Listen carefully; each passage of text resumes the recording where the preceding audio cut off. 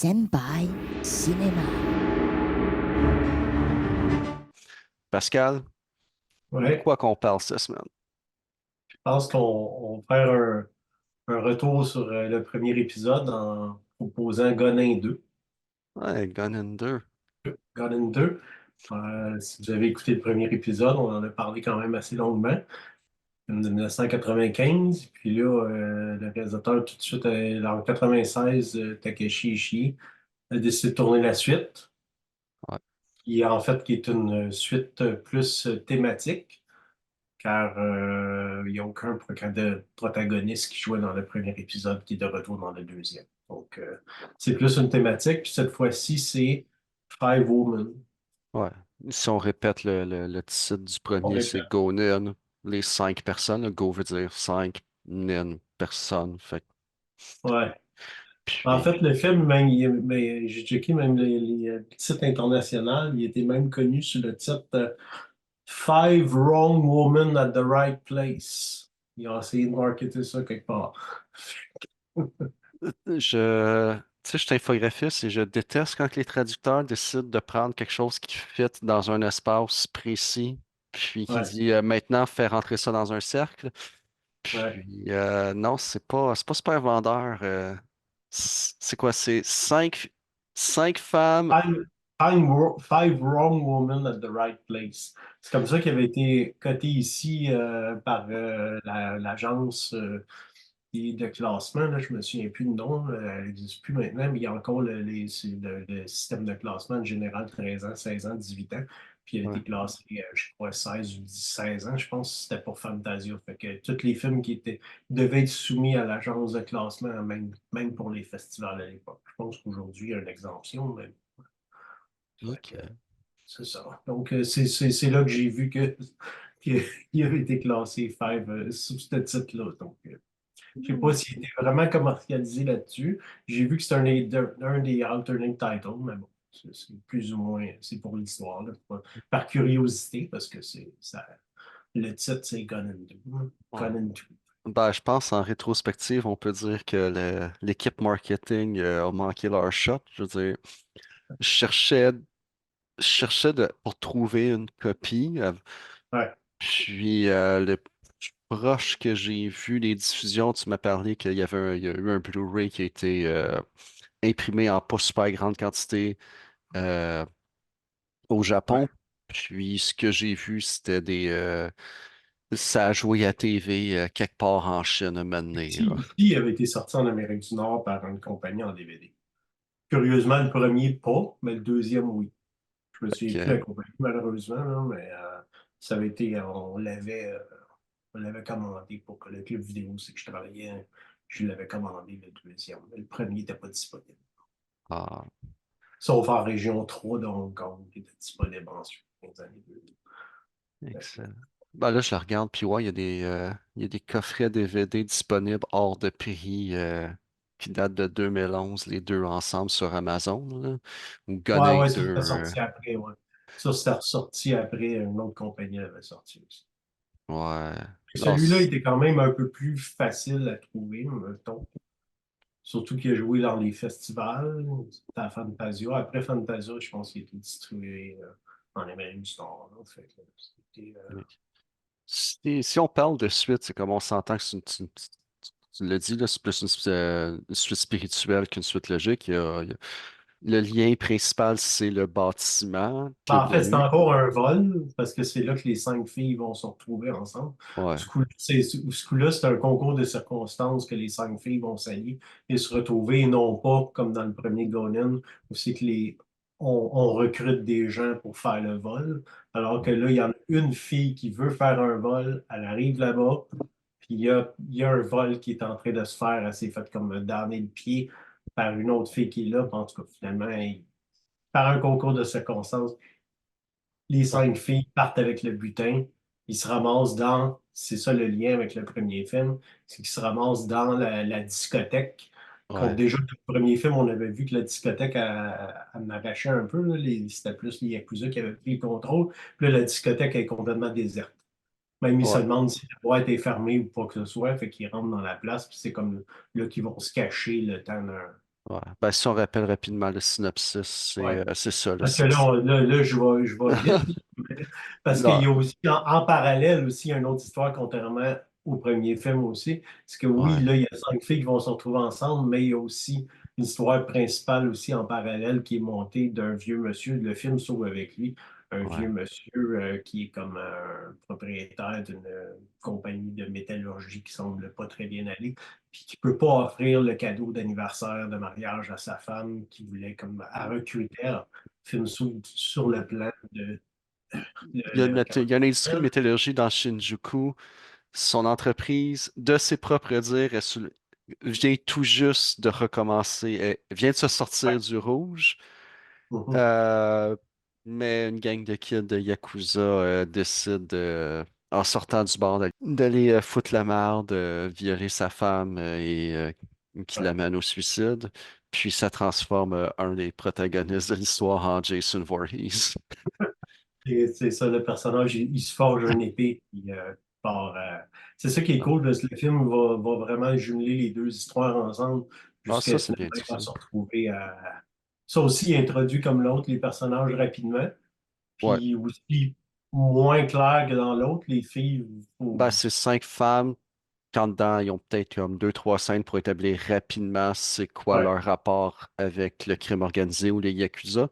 Puis ce que j'ai aimé, le premier film présentait, mettons, Tokyo suite à la fin du boom financier, économique du Japon. Puis là, on dirait la suite logique, c'était, il présente le crime organisé puis comme étant un cancer qui fait juste tirer vers le bas tout ce qui touche à l'intérieur de la ville. ouais.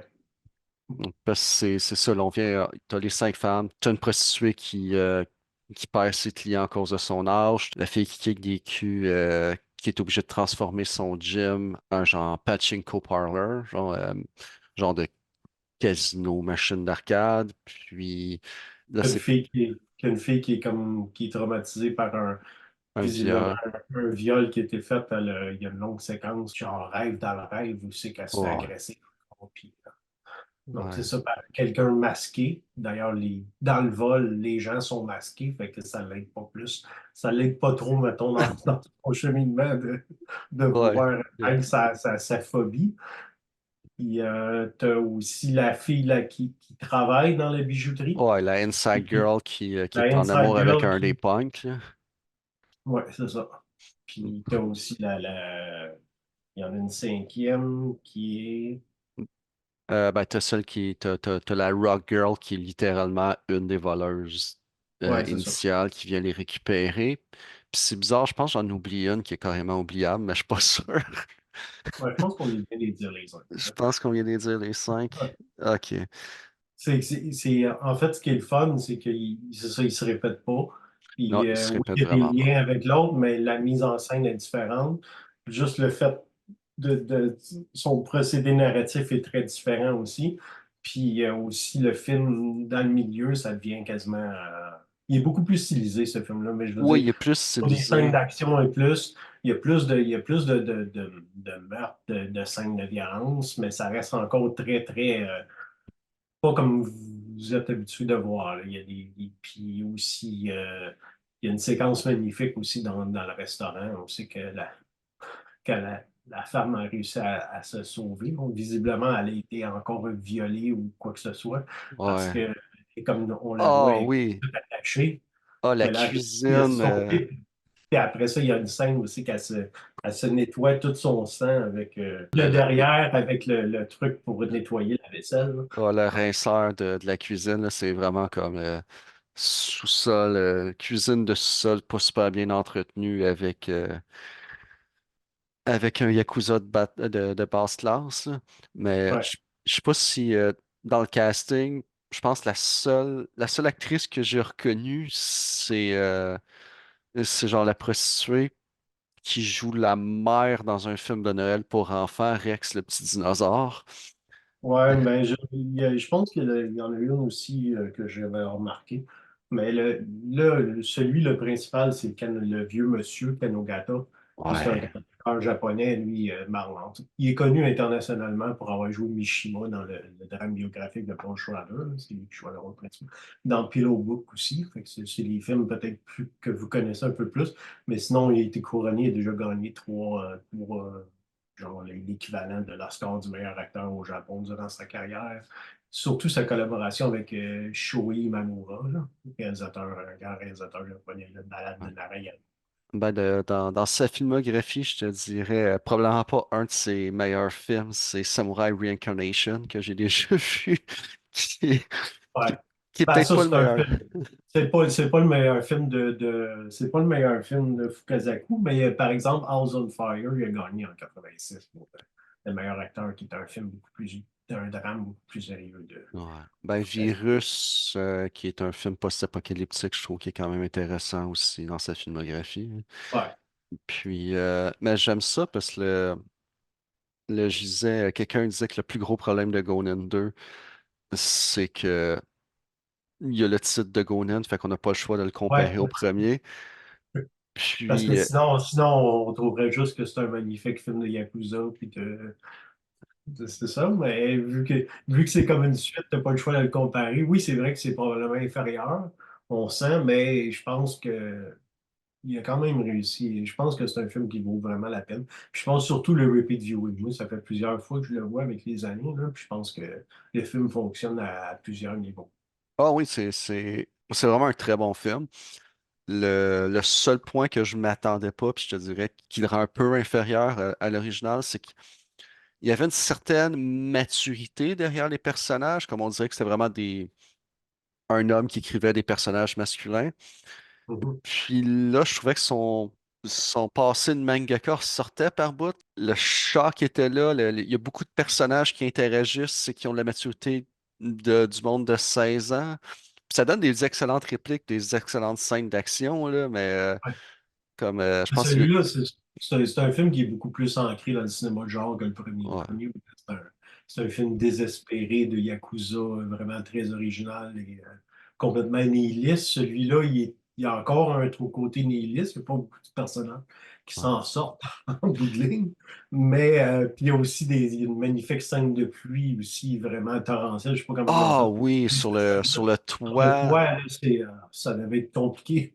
Le Comme vieux ça. monsieur attaque un des nègres. En tout cas, il y a comme plusieurs plans dans le film aussi qui vont tous comme ça grouper un peu.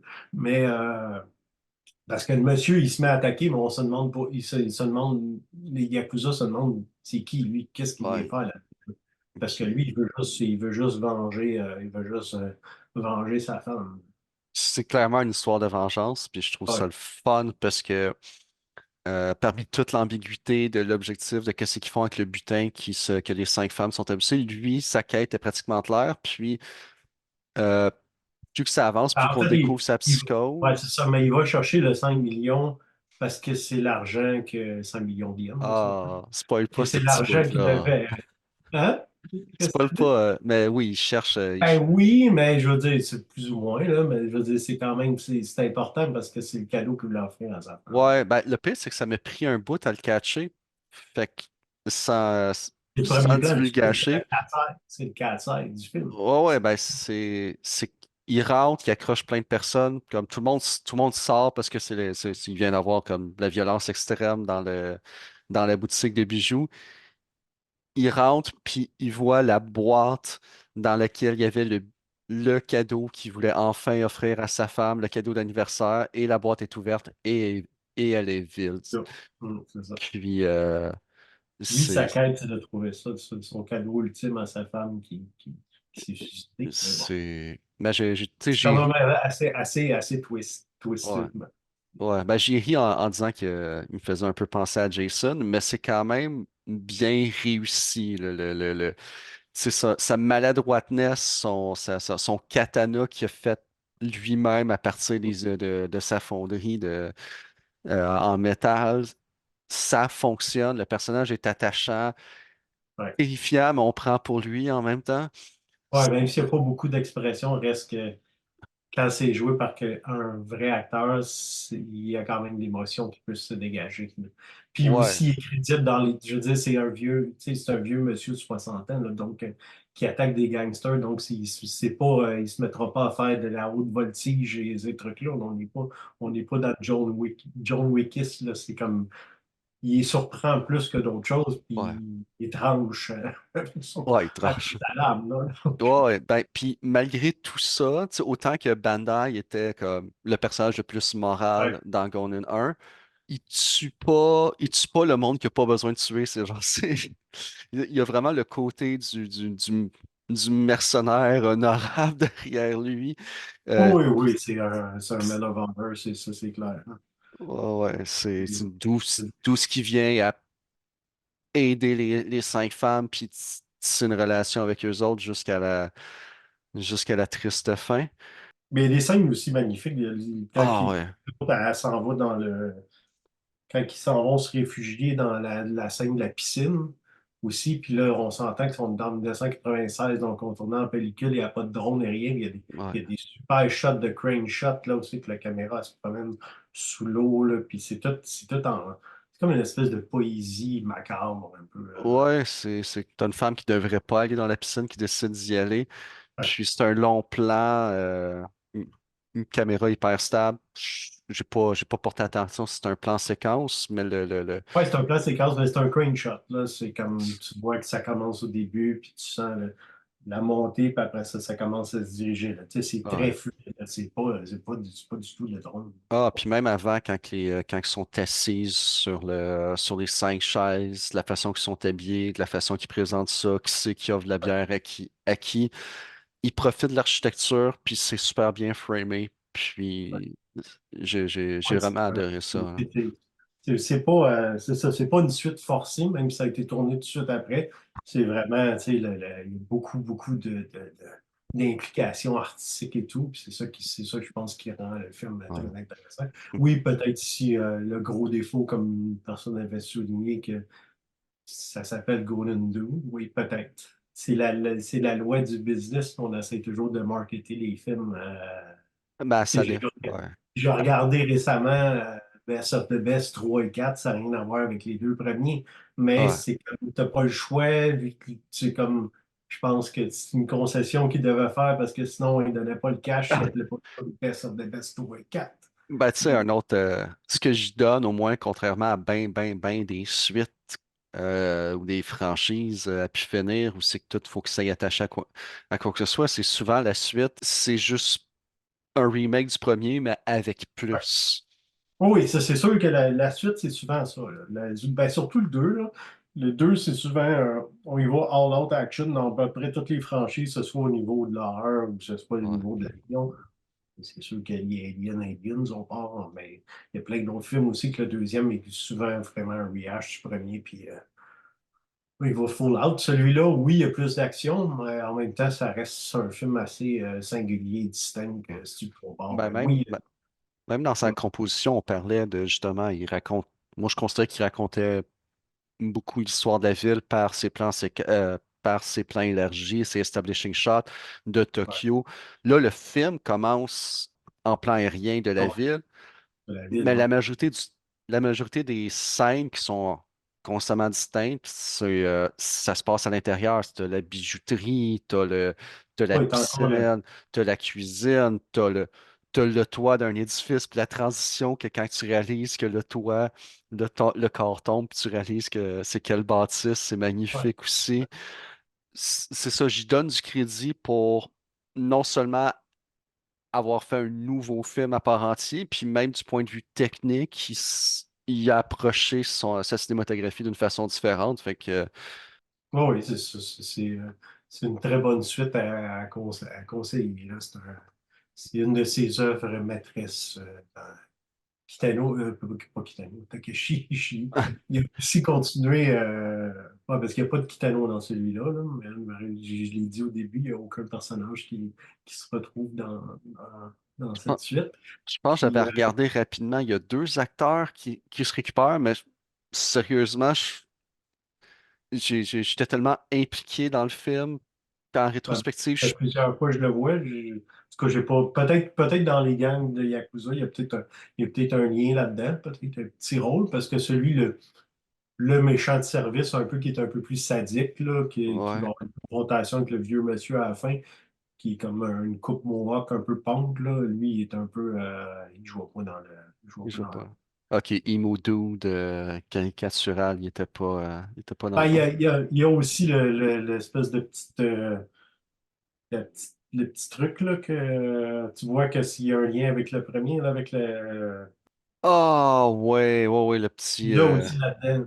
Ben, je Ouais, sais pas comment ouais. ça s'appelle, là, mais. Ouais, il y a un petit jouet. Il y a un petit jouet de McDonald's, mais que c'est hmm, c'est une partie génitale sur deux pattes que tu crains puis qui avance, là.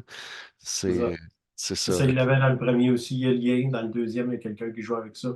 Donc, c'est des petits clins d'œil un peu comme ça que tu peux voir, là. Puis il y en a peut-être même plus, mais bon, c'est Ouais. sûr que toi, c'est la première fois que tu le voyais, là, mais. Ouais. Et y es-tu là aussi, ce petit jouet-là, dans le troisième? Ou tu t'en souviens-tu? Je pense pas. Ben, peut-être. Le troisième, j'ai juste vu une fois. Ah, Puis c'est quand il était sorti en 2015. Donc, ça va être une découverte. On va en parler, mais probablement dans plusieurs épisodes. Là. On vous parlera pas juste de Gonen à tous les deux épisodes. À Ah tous ouais, juste des les deux Yakuza, épisodes. juste du Gonen. Ben, en tout cas, moi, Takashi Ishii, je peux en reparler aussi. J'aime beaucoup ces deux Black Angel qui a fait tout de suite après aussi. Qui est comme là, il s'adressait un peu plus à la jeunesse avec une jeune. En tout cas, on pourra en reparler. C'est quand même deux films hyper stylisés aussi, là. Moins forts que les deux Gonin, mais quand même bon film. Puis il y a aussi Freeze Me, qui est un de ses meilleurs films, à mon avis. Un J'ai Rape and Revenge complètement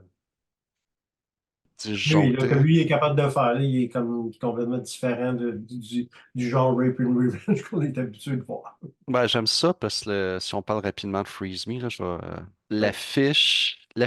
fait très, très, très postmoderniste années 90. Tu sais, mode des films d'horreur, le cover était super intéressant pour que quand tu dis que ça soit ce cover de VHS-là que tu loues, Hum. puis que tu me dises que en plus le film derrière le cover il est bon, je suis Oui, vendu. il est bon, mais en plus, ben, c'est drôle que tu dis ça parce que oui,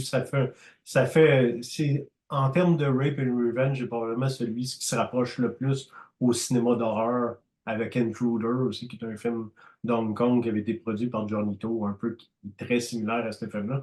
Mais c'est les deux films peut-être de Rape and Revenge qui font vraiment style, qui comme bifurquent quasiment dans l'horreur, pardon.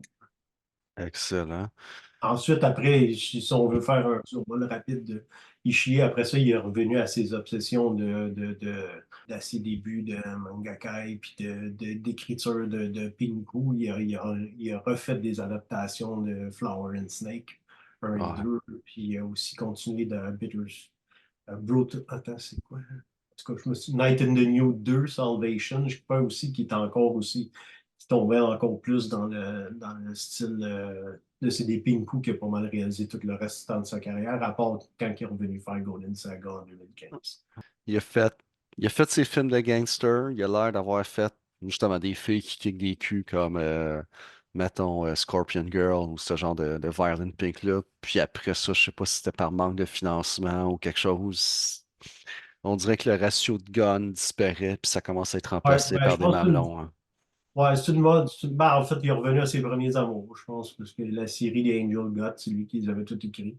Puis ces films-là, ben, ça ressemble. Puis Flower and Snake, ben, c'est une série qui a été adaptée. C'est un roman qui a été adapté plusieurs fois par les Japonais. Je pense qu'il y a eu comme 5 films. Le premier datait peut-être de 74 ou quelque chose genre. Ben, il y a eu des suites dans les années 80 aussi. Puis là, ben, il en a fait des nouvelles versions dans les années, au début des années 2000. Donc, c'est là. Donc, les guns ont disparu pour le retour à ses obsessions.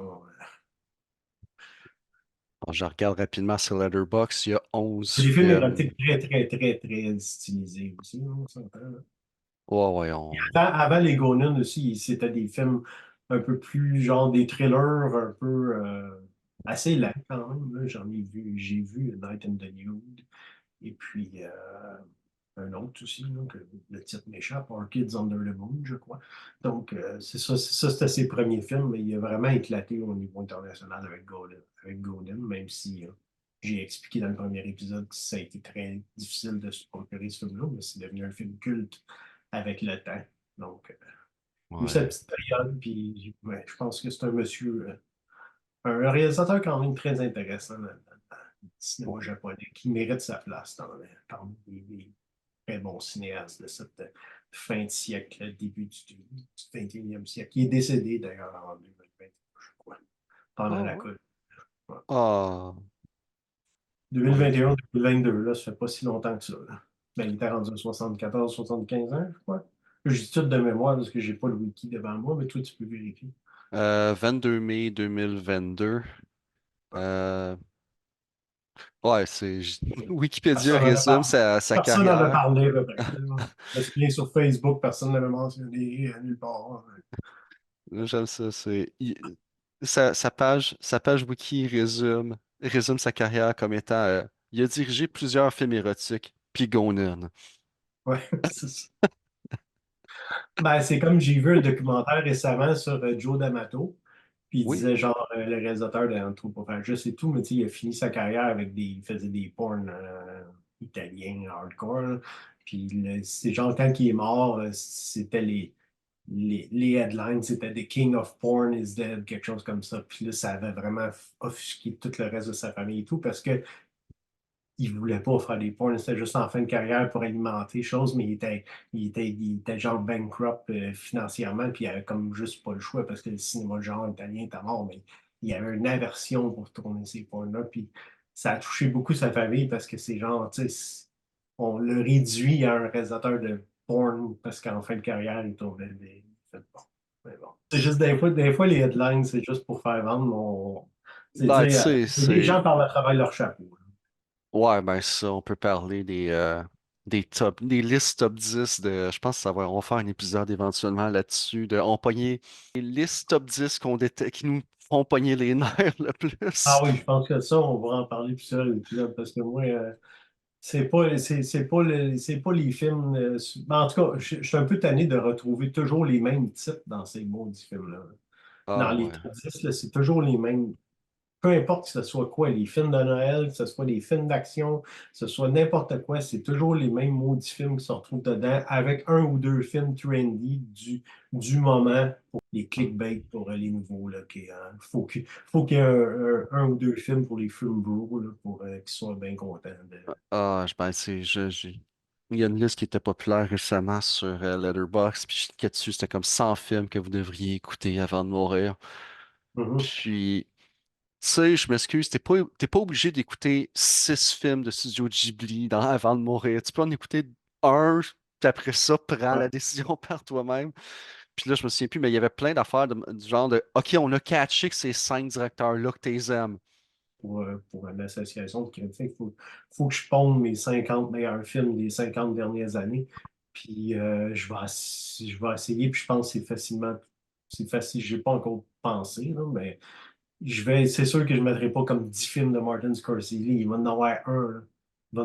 Il va y avoir 50 cinéastes. Là. Je suis capable de trouver 50 films. Ouais, ben Pas le but obligé de nommer 50. Tu sais, c'est facile là, tu sais, le d'élargir but, ton. c'est de faire découvrir et de partager notre amour du cinéma. Tu sais, c'est un peu si quelqu'un me demande de parler de films d'horreur, mes 50 films d'horreur préférés.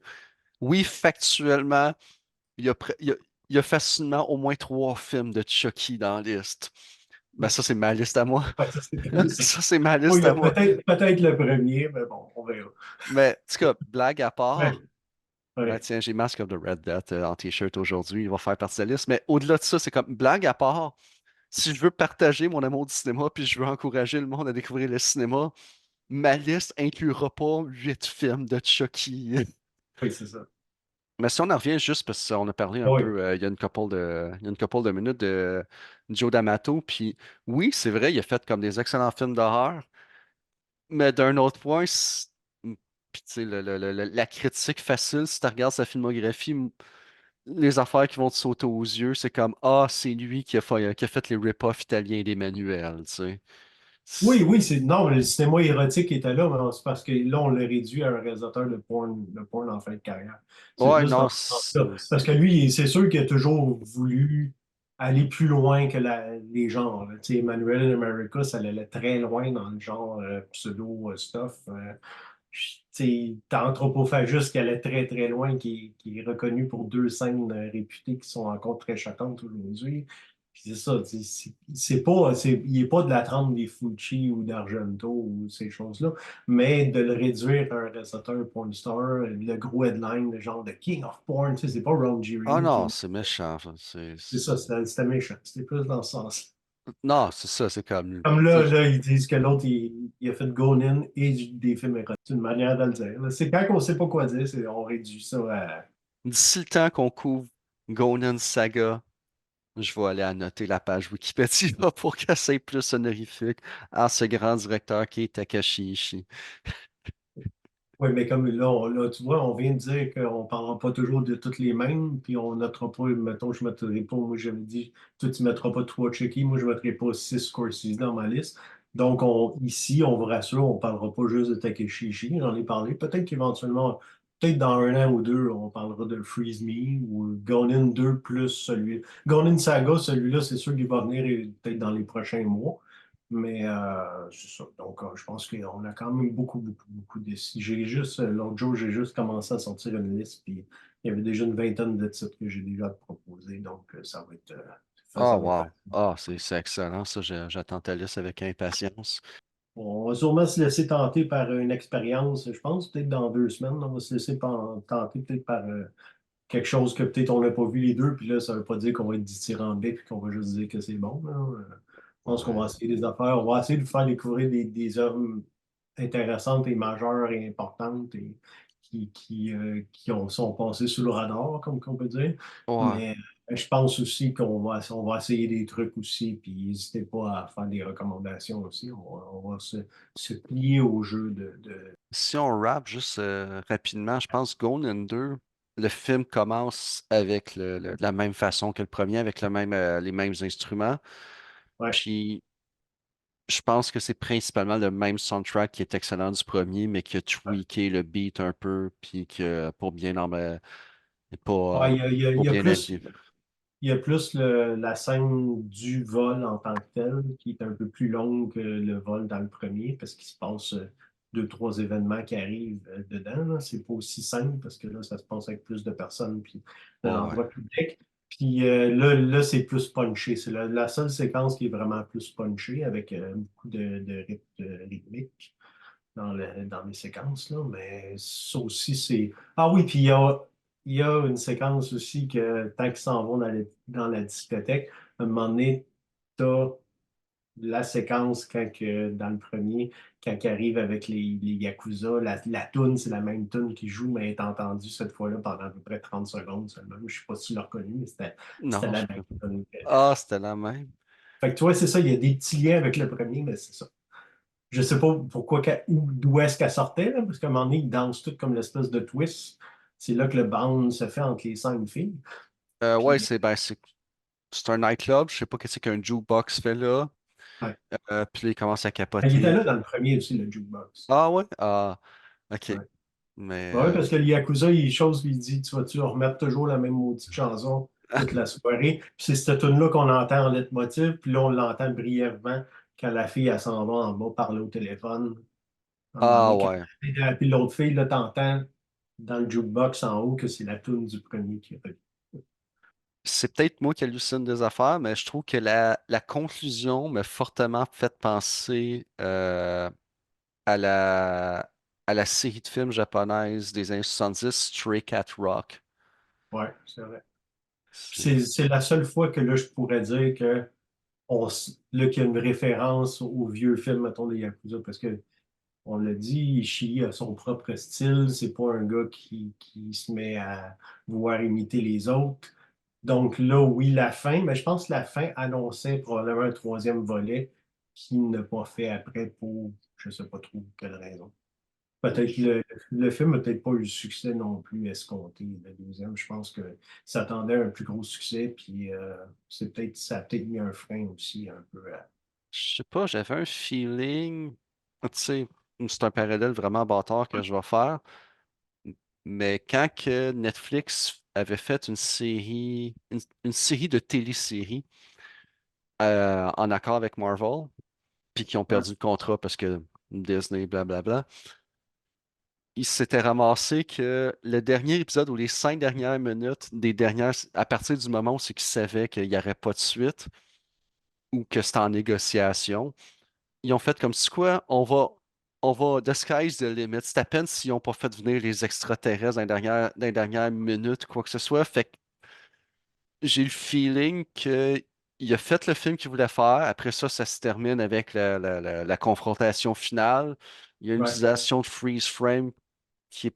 Ouais, il y a beaucoup de freeze frame dans le film, un peu étrange d'ailleurs, là, mais Ouais. ça apporte au style du film, là. Mais oui, ça se finit sur un freeze frame avec des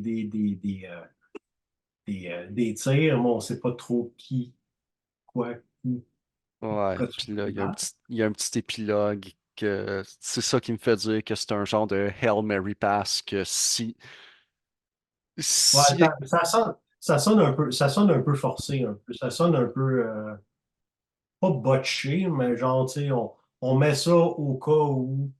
ouais, C'est ça, genre, si le film, je pense, probablement si le film avait eu un gros succès, je pense qu'on y aurait peut-être commandé de faire un troisième avec les personnages qui ont survécu à la fin du film. Ça annonçait un peu comme ça. Parce que ouais. ça se termine quand même rapidement. T'as comme tu sais, 6 mois plus tard, puis 40 secondes après, le film est fini, là. C'est triste, le film est excellent, là, on s'entend, là. Ouais. Je fais du cherry picking là-dessus, là. Autant que la scène de tuerie dans la cuisine qu'on a mentionné plus tôt avec les miroirs, qu'est-ce qui arrive, comment ils s'en sortent. Puis là, Mm. après ça, il y a ils se promènent on va dessus le toit, whatever. Ils essaient de s'enfuir, non, ils reviennent, il y a toujours des excuses pour qu'ils reviennent toujours ensemble. J'aurais aimé un gunfight de 15 minutes à la fin. J'avoue. Mais faut quand même avouer que, en tout cas, si je veux pas trop révéler, là, mais il y a des pigeons et tout, là, mais la séquence Ouais. avec le gâteau quand même qui reste debout, là, c'est quand même quelque chose. Ah ouais, non, c'est quelque chose, là. Comme je te dis, là, c'est la séquence sur le toit avec la pluie, pis tout ça. À toutes les fois que le monsieur, avec son katana qu'il a fait lui-même, se pointe, c'est toujours bien fait, toujours bien éclairé. Au début, il s'en va tuer quelqu'un de vraiment précis, puis c'est dans un petit appartement, le couloir, les tournants, Oh my God, il y a quelqu'un. Tout ça, Ouais, c'est super bien. même il accroche au Oh, début, quand il frappe, il pogne le toit tellement que c'est tellement restreint et tout. oh ouais, tu vois qu'il y a aucun. Pas le Il y a toit, un le arme. plafond, là, mais Il y a un arme, mais il s'en sert comme une machette, s'en sert tu sais, comme il n'y a aucun entraînement de. non, c'est clair, c'est l'instinct de survie puis de vengeance qui prime avant tout. Puis c'est comme ça, je pense, qu'il surprend ses adversaires parce que Ah ouais. qu'est-ce que ce vieux vient faire là, là? Dans les années 70, j'en regarde de plus en plus des vieux, puis Ouais. sont enfin disponibles, mais tu sais, ils prennent le temps de t'expliquer, là, même si le personnage va mourir 30 secondes après, ils prennent le temps de t'expliquer c'est quoi son nom, genre de la préfecture de telle affaire, puis leader of the Yakuza, tel nom, puis après ça, il va mourir. Lui, c'est le contraire, là, tu sais pas trop c'est qui, puis il y en a des personnages qui vont apparaître ou disparaître, mais bon, c'est le contraire le moins d'informations possible. Puis je pense que Ouais. ça ajoute au charme du film aussi. Ah oui, oui, mais je parlais Ça t'amène dans des cinématographiquement. avenues, ça t'amène dans des avenues différentes que tu n'es pas habitué, là. Il y a une décapitation qui est particulièrement bien tournée dans le film. Ouais. Mais j'en reviens là. Je pense que ma scène préférée du film, c'est définitivement celle sur le toit où tu vois que juste par sa volonté, il est capable d'en prendre. Mm. C'est glissant, c'est sale, c'est maladroit, Ouais. mais tu réussis à croire que ce vieil homme-là, avec son katana machette, est capable de dealer avec du monde qui a la moitié de son âge avec puis des armes à feu. Puis c'est merveilleusement bien tourné, c'est Mm. dynamique, c'est beau, c'est bien éclairé, on comprend toujours ce qui se passe. Puis, ouais, je pense que c'est mon personnage préféré de. Ouais, ben ça, je savais que ben, moi aussi, c'est mon personnage préféré aussi, hein. Bon, peut-être qu'on est des hommes aussi, puis c'était des films avec des protagonistes, mais bon, je pense que juste le fait de le rajouter, lui aussi, avec l'autre histoire, je pense que ça rend le film encore doublement intéressant.